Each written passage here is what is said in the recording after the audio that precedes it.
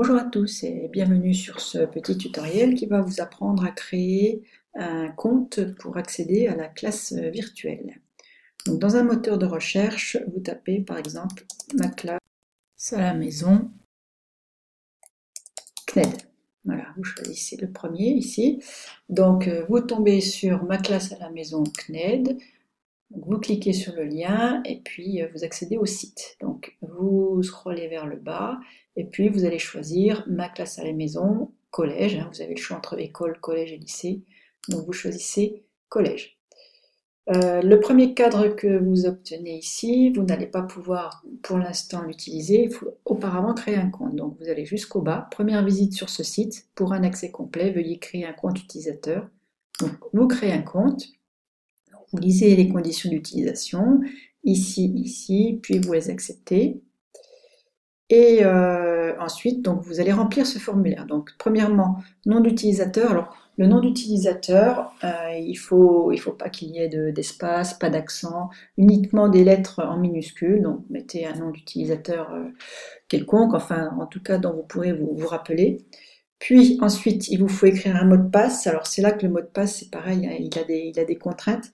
Le mot de passe doit comporter au moins 8 caractères, au moins un chiffre, au moins une minuscule, au moins une majuscule et au moins un caractère non alphanumérique. Donc, par exemple, je pourrais écrire donc, M majuscule, puis A minuscule, puis T minuscule, par exemple. Je peux continuer avec un H majuscule. Donc là, j'ai des majuscules, des minuscules, j'ai 4 caractères, il m'en faut encore 4. Donc, exemple 1, 2, 3, ça m'en fait 7. Et je vais faire l'étoile.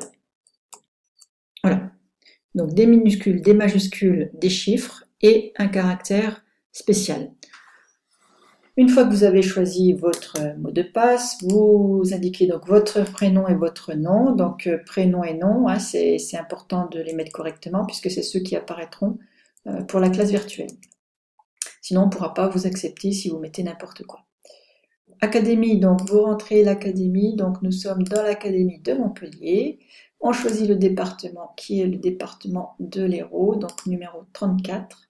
Votre profil d'utilisateur, vous êtes un élève a priori, donc élève, et puis une adresse mail. Alors pour des raisons légales, l'email doit être celui d'un parent. Donc vous rentrez une adresse avec votre papa, votre maman, peu importe, un parent. Donc adresse de courriel, vous confirmez, donc courriel confirmation, et puis vous cliquez sur créer un compte. Bon, moi là, ça ne va pas fonctionner parce que je n'ai pas rempli. Une fois que vous avez créé un compte, vous allez recevoir un email de confirmation. Donc cet email de confirmation, bon, moi je l'ai appelé élève 1, mais peu importe. Vous cliquez ici, et puis voilà, vous êtes connecté à ma classe à la maison. Une fois que vous serez connecté, vous aurez accès, alors vous avez accès si vous le souhaitez, par exemple 6e, 5e, 4e, 3e, 6e SECPA, etc. Vous avez accès à des cours en ligne si vous le souhaitez, et ce qui va être important, c'est poursuivre les classes virtuelles. Donc vous rentrez le lien que l'on vous a fourni pour les classes virtuelles qui est le même, enfin pour chaque prof on a un lien, ça veut dire qu'à chaque fois que vous aurez un cours de maths, vous aurez le même lien, le lien de maths. Si vous avez un cours de français, vous avez le lien de français, musique, etc., etc. Donc vous rentrez le lien, ou vous cliquez sur un lien qu'on vous a donné, ou vous flashez les QR codes, donc hop, le lien par exemple pour la classe virtuelle. Et puis, vous obtenez, votre demande a été transmise, veuillez attendre que votre professeur vous autorise à accéder à la salle de classe. Alors la première fois, ça va être ça. Ensuite, une fois que vous serez enregistré dans notre salle, il n'y aura plus besoin.